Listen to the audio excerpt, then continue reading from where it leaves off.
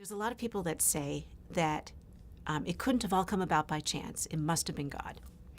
And when they say that, they're using by chance to mean without meaning and intention and purpose. But they're connecting it to the random element that is present in our scientific models of evolution, random mutations there. There's also randomness in various physical processes like the rolling of dice, or even the motions of electrons and atoms are governed by quantum mechanics. It's an inherently unpredictable process. These are two very different things. There's lack of meaning and purpose, and then there's scientific unpredictability. Two very different meanings of the word chance. And the problem comes when you conflate the two and say, well, if there's a scientific unpredictability to the system, then therefore God must not be involved somehow. Well, that's actually not biblical, because in Proverbs 16:33 it says, "The lot is cast into the lap, but its every decision is from the Lord."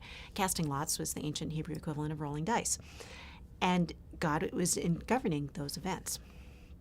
So to say that God isn't involved if it's a random process is not a valid argument. So it could be that God even has purposeful randomness. A colleague of us wanted to design an image of leaves falling from a tree, and wanted the leaves to fall off randomly so it would look natural.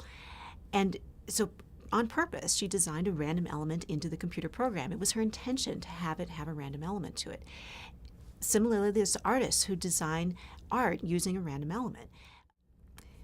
They've written a computer algorithm that will vary different variables, but then produce different art based on what those variables are.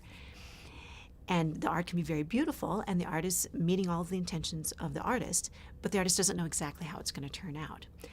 So those are some models of how God might be acting. He could be leaving it open-ended, saying, I want it to be random, I want to see all of the different possibilities it can explore. Or perhaps God knows ahead of time, here's all of the possibilities that are going to happen, but I will allow them to all occur. Or God could say occasionally, this particular one I want to turn out this way. For instance, with the algorithm of leaves falling from a tree, this computer programmer said, well, she could set up the program so that this particular leaf would fall at this particular time on the head of the little person standing next to it in the diagram. So God could interact with it that way as well. How exactly God does that, I'm not sure. I think there's a lot of interesting possibilities. I like the idea of God allowing creation to explore a range of possibilities rather than micromanaging each particular event.